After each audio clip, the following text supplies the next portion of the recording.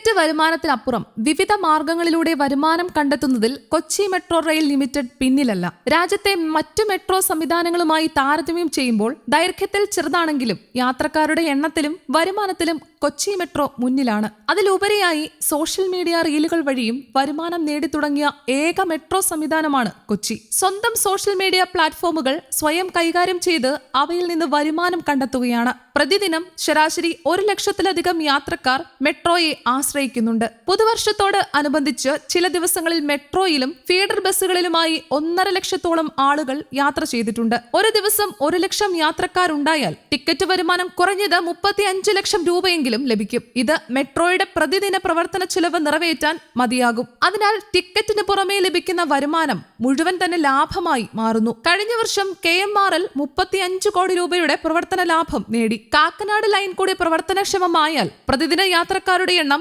1.5 ലക്ഷമായി ഉയരുമെന്നാണ് കണക്കുകൂട്ടൽ. ഇതോടെ ടിക്കറ്റ് ഇതര വരുമാനവും കൂടുതൽ വർദ്ധിക്കും. ലാഭത്തിലേക്ക് കടക്കാൻ കഴിഞ്ഞ രാജ്യത്തെ ചില മെട്രോ സംവിധാനങ്ങളിൽ ഒന്നാണ് കൊച്ചി. എന്നാൽ മെട്രോ നിർമ്മാണത്തിനെടുത്ത വായ്പയുടെ തിരിച്ചടവ് ഈ കണക്കുകളിൽ ഉൾപ്പെടുത്തിയിട്ടില്ല. മെട്രോ ട്രെയിനുകൾ വൈദ്യുതിയിലാണ് ഓടുന്നതെങ്കിലും KMRLന് പെട്രോൾ, ഡീസൽ വിൽപ്പനയിലൂടെയും വരുമാനമുണ്ട്. കളമശ്ശേരി സ്റ്റേഷനോട് ചേർന്നുള്ള പെട്രോൾ പമ്പിൽ നിന്നുള്ള ലാഭവും മെട്രോയുടെ അക്കൗണ്ടിലേക്കാണ് എത്തുന്നത്. കൂടാതെ കാക്കനാട് NGO ക്വാർട്ടേഴ്സിൽ സർക്കാർ മെട്രോയ്ക്ക് അനുവദിച്ച സ്ഥലത്ത് നിന്ന് 5 ഏക്കർ ഭൂമി പാട്ടത്തിന് നൽകിയതിലൂടെ വർഷത്തിൽ 4.3 കോടി രൂപ വരുമാനം ലഭിക്കുന്നു. സൗത്ത് സ്റ്റേഷനോട് ചേർന്ന് ഇൻഫോ പാർക്ക് ക്യാമ്പസ് പ്രവർത്തിക്കുന്നുണ്ട്. കുസാറ്റ് സ്റ്റേഷനുമായി ബന്ധപ്പെട്ട 7 നില കെട്ടിടത്തിൽ IIM ക്യാമ്പസും പ്രവർത്തിക്കുന്നു. ഇടപ്പള്ളി സ്റ്റേഷനോട് ചേർന്ന് ആഡംബര ഹോട്ടൽ പദ്ധതിയും ഒരുങ്ങുകയാണ്. വരുമാനം സൃഷ്ടിക്കാവുന്ന ഒരു സാധ്യതയും മെട്രോ ഉപേക്ഷിക്കുന്നില്ല എന്നതാണ് ഇതിൽ നിന്നും വ്യക്തമാകുന്നത്. പരസ്യങ്ങൾ, ഭൂമി പാട്ടത്തിന് നൽകൽ, സ്റ്റേഷനുകളിലെ കിയോസ്കുകൾ, ഓഫീസ് സ്പേസുകൾ, multi level parking, telecom ടവറുകൾ,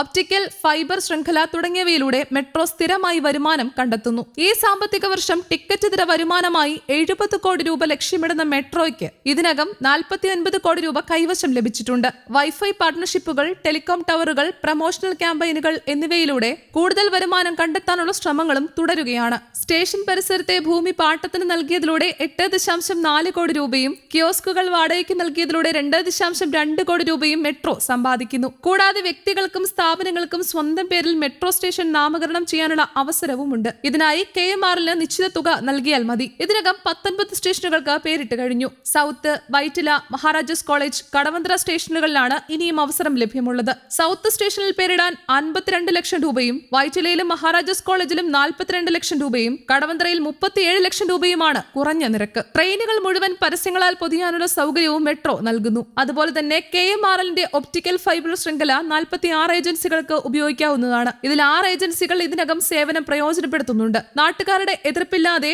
mobile tower സ്ഥാപിക്കണമെന്നവർക്ക് metro സ്റ്റേഷനുകൾ തന്നെ അനുയോജ്യമായ ഇടമാണ്. സ്റ്റേഷൻ കെട്ടിടങ്ങൾ ഇതിനുള്ള സൗകര്യങ്ങൾ ഒരുക്കിയിട്ടുണ്ട്. ടെൻഡർ നടപടികളും ആരംഭിച്ചിരിക്കുകയാണ്. News desk, Kerala Kaumudi.